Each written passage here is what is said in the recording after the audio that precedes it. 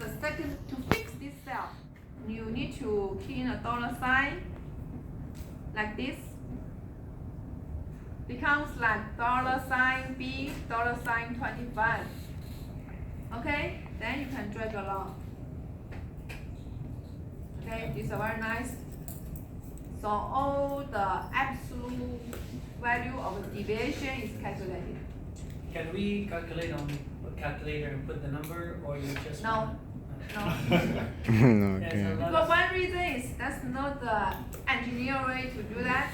The other reason is we are going to do the exact same thing in the exam, and you are going to give like 20-30 minutes for exam. You are not going to finish in time if you just do one by one with the calculator. For exam, what will we use? Excel? Yeah. Sorry? In the exam we use what? Excel? Well, yeah. In exam we are going to use Excel. So On our lab computer, not on your laptop. But Okay. do I have info that teach me all these things that I don't know how to use those things? That's what I'm doing now. Uh, So you can, like him, maybe can record a video quickly, or you can borrow from your classmates, or you can. I need record, it, bro. I or need if it. you forget, you can come to my office. I can show you the steps again. Okay? Hmm? Yeah, this one I'm teaching now on how to use Excel. Okay. So because we are going to get the mean deviation, right? We are doing the step 3 now.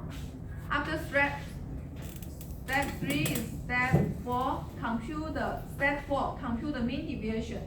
So mean deviation is take the mean for all these values. Okay, mean deviation. So each value is each of these value is the absolute value of the deviation. So deviation is actually without any absolute sign, right? Here all the value is the absolute value of deviation. Mean deviation is the mean value for all these values. So what we are going to do is take the sum for all these values, okay? So in this cell, key in an equal sign, then see samely to choose the function from the function list. It's SUN summation. It adds all the numbers in a range of cells. Okay, click OK. Then you choose all the values. Then click OK again. Okay, this is a summation for all the absolute deviation. Wow. Okay. It's too Then the easy. count value. 20. You can just go to maybe the value here. 20. I'm sorry, how Oh. do you highlight? How do you highlight and do? Highlight. Yeah, you went Bro. to 20 and you highlighted it. Oh, so for the numbers, right? Numbers, I put an equal sign. Uh-huh. Then I just want this equal to the value I just calculate. So I just click this cell. It highlights itself, okay. Highlight itself. So this cell is equal to B24. B24 is here. You- Then click enter. 20. So So before if you. you click this cell, you see this cell is equal to B24 cell. Okay. Yeah. That's why I need your raw Excel file you submit to me, so I can check all your formula, and I can check what's the error, how you get the wrong number. Maybe you click the wrong cell or wrong formula. Oh, okay. Okay. You don't just give me a screenshot, okay? So eventually mean deviation. Okay, I put an equal sign. Mean deviation is use the sum here divided by the number we have, total number we have here. So the mean deviation is 0.0015. If I click the cell, I can further check the formula, whether the formula is right. I click the cell, I can see the formula highlight here, right? I use C23 cell divided by C24 cell, which is right. Okay? So we calculate the mean deviation already. Next, step number 5, we need to compute the squares of the deviation. Squares of deviation. Let's put another column.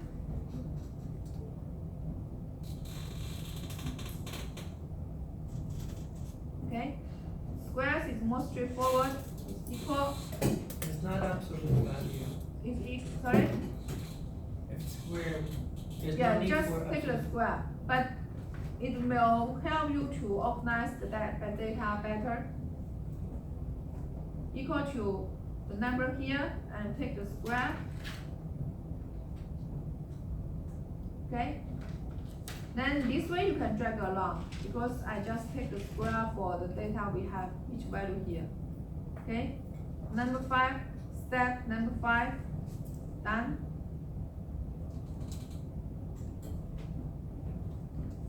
Step number 6, you need to compute the standard deviation. Use equation 4 or 5, whichever is applicable. So here we have 20 data. We are going to use equation 4 for the standard deviation, right? The way with the n, okay, the equation with the n. So I need to, if you refer back to the standard deviation formula, we need to take the summation. The reason we take all the square is that we need to take the summation. Okay? So same way, equal sign equal to sum of all the squares we just calculate. Then okay. Okay?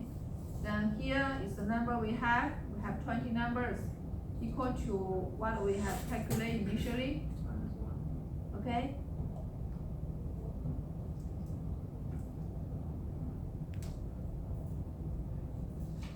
Then mean, here the mean means, remember the formula of the standard deviation, after you get the summation of all squares, sum divided by divide by number. this, Yeah. right? So we equal to the value of the summation divided by the number of data we had. Okay? One more step close to the standard deviation. Eventually, standard deviation is equal to the value we have here. Okay, maybe equal to the square root. We need to take choose the square root function from the list. So square root is SQRT. SQRT returns the square root of a number. Okay, returns the square root of a number. So I choose this function. Click OK.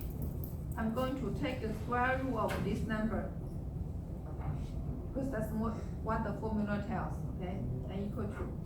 So this is our standard deviation. Standard deviation. Okay, after we get standard deviation, the covariance is just one step away. We use the standard deviation divided by the mean value. Mean value, the very initial mean value here. Okay. So if you get your standard deviation right, your covariance should be right. But if so for me, I will check your COV value first. If your COV value is right, basically all the calculations should be right, because that's the end result. Okay. But if this result is wrong, I'm going to go back and check one by one. See, you lost For in the which standard step. deviation, are we doing n-1?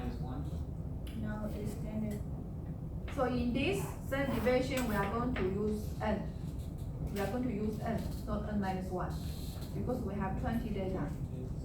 So if we have equal or greater number of, like we have more than 20 or equal to 20 data, we use Standard deviation.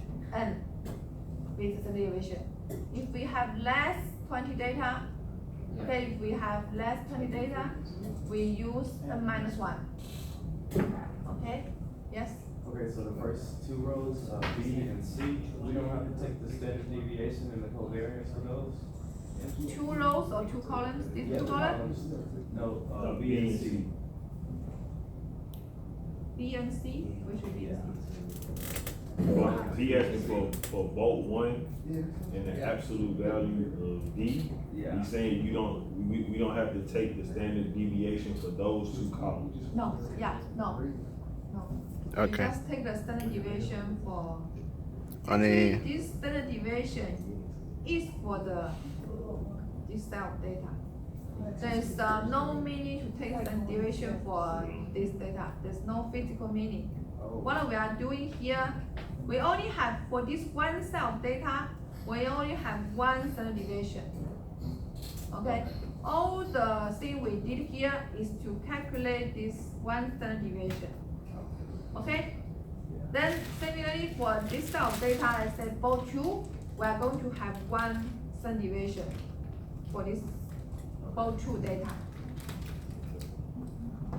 Okay, so eventually, since you are getting 5 set of data, you are going to get 5 standard deviation. So you're gonna do that 5 times for. 5 times. So For each 5 bowl? times for each bowl. So you are going to like another column, another column. So we have 5 bolts. No, so for both 3 and both 1 are 1. Okay. Oh my goodness. Okay, so we know how to calculate the mean deviation, standard deviation, and the covariance. And eventually we are going to get, so remember, standard deviation is just for one set of data. You only have one standard deviation for one set of data, okay? This part, please keep this empty because there's no meaning to have any data here, okay? No meaning because that's a very good question actually. We have this kind of mistake before. Some students put data here, so there's no point to put any data here. Okay, you only have one standard deviation for one set of data. So eventually in this table, I'm going to give you 5 set of data. This is one set. This is one set. This is third set, fourth set, fifth set. So you are going to get 5 standard deviation, 5 mean value, 5 mean deviation. This is for mean deviation. So the value, the key value I'm going to check is this mean value, mean deviation value, standard deviation value, and covariance. This is 4 key value I'm going to look at. Okay? Standard deviation and see what formula appears on the top of this. This is the square root of the value here. Yeah, another, remind me that I know in the function list, there is a standard deviation function.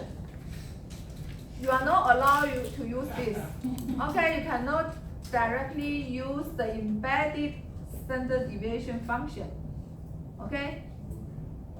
You cannot directly use this standard deviation function in Excel. You need to go through this whole step to understand the whole meaning of the formula. Okay. Okay? Yes. Same thing for the exam. In the exam, actually we are midterm exam. We are going to do the exactly same thing.